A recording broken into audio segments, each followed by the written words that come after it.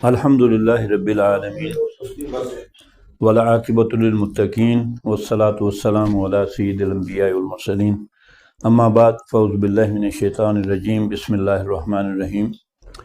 ایک لمبے عرصے کے بعد پھر ہم دوبارہ اکٹھے ہیں۔ پہلے بھی اللہ کی توفیق سے ہی کام ہو رہا تھا اور آج بھی ہم اسی کی توفیق سے یہاں جمع ہیں۔ تو آج ہمارا موضوع ہے ضمائر متصل۔ ضمیر کی جمع ضمائر ہے اور متصل کا مطلب ہے جڑی ہو۔ اور یہ ضمیر ہوتی کیا ہے؟ وہ اسم ہوتا ہے جو کسی اسم کی جگہ پہ استعمال ہو، جیسے انگلش میں ہم کہتے ہیں نا ناؤن، اور اس کی جگہ پہ آنے والے پروناؤنس۔ اور ہم جیسے استعمال کرتے ہیں ہی، ہز، ہم، اردو میں ہو جائے گا وہ، اس کا، اسے، اس طرح کے لفظ آتے ہیں۔ یہ وہ ہیں ضمائر متصل جو جڑ کے آتی ہیں، اور یہ 14 ہیں۔ جیسے ہم نے فعل کی گردانیں پڑھی، اس میں 14 صیغے تھے۔ اس سے پہلے ہم ضمائر منفصل بھی پڑھ چکے ہیں، اگر آپ کو یاد ہو تو میرے ساتھ ایک دفعہ دوہرا لیں۔ وہ تھا ہوا، ہما، ہم، ہیا، ہما، ہن، انت، انتما، انتم، انتی، انتما، انتن، انا، نحن۔ یہ وہ ضمیریں ہیں جو اسم سے پہلے آتی ہیں اور الگ سے ہوتی ہیں۔ یہ جو آج میں نے لکھی ہیں 14 صیغے، یہ ضمیریں وہ ہیں جو اسم کے ساتھ جڑ کے آتی ہیں، فعل کے ساتھ جڑ کے آتی ہیں، حرف کے ساتھ جڑ کے آتی ہیں۔ تو ان کا استعمال زیادہ ہے، کیونکہ کلام میں یا تو اسم ہوگا، کوئی کلمہ، کوئی لفظ یا تو اسم ہوگا یا فعل ہوگا یا حرف ہوگا، اور یہ تینوں کے ساتھ ہی جڑ کے آ جاتی ہیں۔ تو اس کا مطلب ہے جو بھی اسم استعمال ہوگا ان ضمیروں کے ساتھ، اگر ضمیر کو الگ کر لیا جائے تو آپ اسم کو پہچان لیں گے، اور اگر فعل سے ضمیر کو الگ کر لیا جائے تو فعل کو پہچان لیں گے۔ تو اس طرح سے آج کا سبق اس لحاظ سے بڑا امپورٹنٹ ہے، بہت اہم ہے، کہ آپ نہ صرف ضمیروں کو پہچانیں گے بلکہ ان کو الگ کر کے اس اسم کو بھی پہچان لیں گے جس کے ساتھ یہ جڑی ہوئی ہے، ورنہ عام طور پہ سمجھ نہیں آتی لفظ کی کہ یہ کیا بن رہا ہے۔ اور اس کا استعمال قرآن مجید میں اتنا زیادہ ہے کہ آج سمجھنے کے بعد اس کو آپ پورا ہفتہ تجربے میں لائیں۔ جب بھی قرآن مجید کی تلاوت کریں تو غور کرتے رہیں یہ لفظ کہاں کہاں آئے، اور اگلے یعنی ایک ویک کے بعد آپ کوئی قرآن مجید کا ایسا صفحہ ڈھونڈ کے لائیں جہاں یہ نہ ہو، اور اگر آپ کو کوئی صفحہ مل جائے نا تو تھوڑا سا زیادہ غور کرنے سے ہو سکتا ہے پھر آپ کو وہاں ضمیریں بھی نظر آ جائیں۔ اتنا استعمال ہے، تقریباً 10,000 کے قریب یہ الفاظ ریپیٹڈلی آتے ہیں۔ تو اب ان کو ذہن میں بٹھانا، یاد کرنا وہی طریقہ ہے، یا تو ایک رٹے سے یا ویسے سمجھ کے انسان ان کو پہچان سکے، جیسے ہو، ہما، ہم، ہا، ہما، ہن، کا، کما، کم، کی، کما، کن، یا نا۔ ایک دفعہ میرے ساتھ مل کے ریپیٹ کر لیں، ہو، ہما، ہم، ہا، ہما، ہن، کا، کما، کم، کی، کما، کن، یا نا۔ آئیے اب اس کا استعمال ہم دیکھیں۔ جو سبق ہم پڑھ رہے تھے جہاں بریک ہو گئی وہ سورۃ الکافرون کا سبق تھا، اور ہم اس کی آخری 2 کے علاوہ باقی آیات پڑھ چکے ہیں، اور آخری سے پہلی والی آیت جو ہے وہ چونکہ ریپیٹ ہوئی ہے وہ آپ پچھلے ہی سبق میں جا کے دیکھ لیں گے۔ اور آخری آیت میں نے آپ کے سامنے لکھی ہے لکم دینکم ولی دین۔ آئیے ان میں سے ضمیریں الگ کریں اور لفظوں اور حرفوں کو پہچانیں۔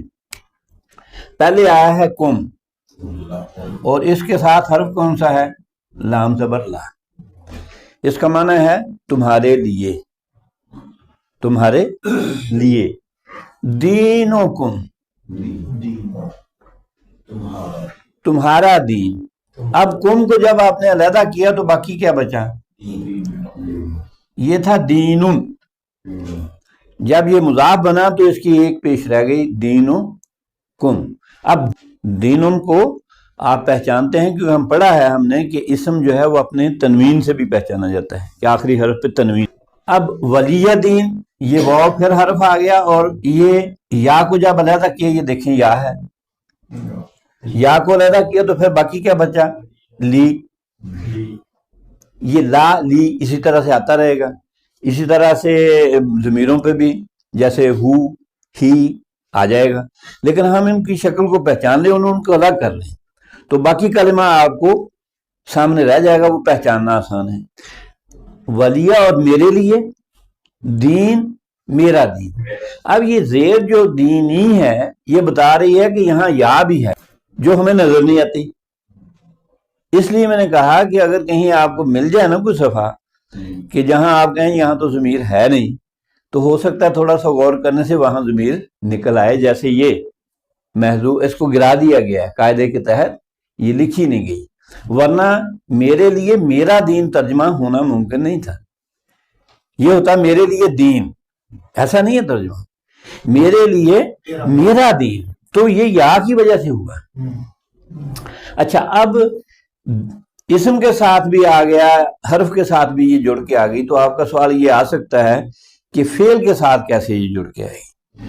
تو فعل کو یاد کریں، ماضی کو 3 حرفوں والا جس پہ زبر ہو ساروں پہ، وہ فعل ہم نے پڑھا تھا نا، اس کی مثال ہم دے دیتے ہیں ضربہ. ضربہ کی گردان یاد ہے؟ کریں تو ذرا ایک دفعہ ریمائنڈ کریں. ضربہ ضربہ ضربو ضربت ضربتا ضربنا ضربتا ضربتما ضربتم ضربتی ضربتما ضربتن ضربتو ضربنا. یہ ہو گیا. اب پہلا ہی صیغہ ضربہ ہم دے دیتے ہیں، ضربہ، یہ تو ہو گیا فعل. اس کا معنی ہے مارا اس ایک شخص نے، کیونکہ یہ یہاں آئے گا ضربہ. ضربہ کا مطلب ہے مارا اس ایک شخص نے. اور کسے مارا؟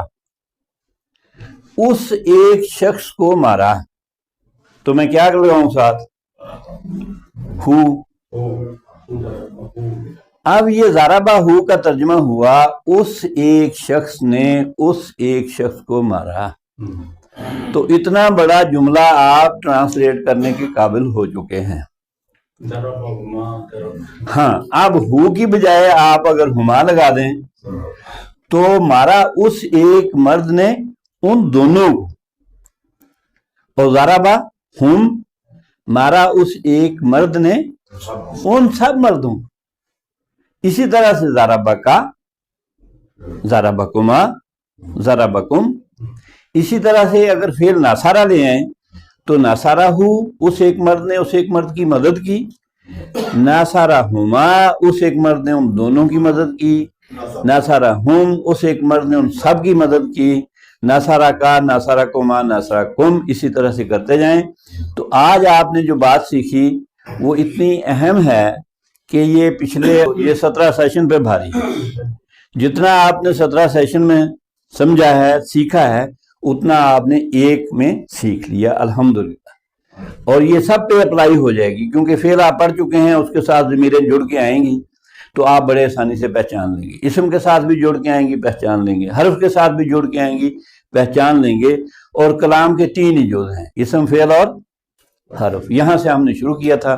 اللہ تعالی ہمیں اپنی توفیق سے اس میں کامیابی دے، اور ہمیں محنت کریں، سیکھیں، اور اس سے پھر کلام اللہ کو سمجھ کے شعور کے ساتھ پڑھیں، اور اسی سے ہماری زندگی بدلے گی. وآخر دعوانا الحمدللہ رب العالمین. جزاک اللہ خیر و احسن الجزاء.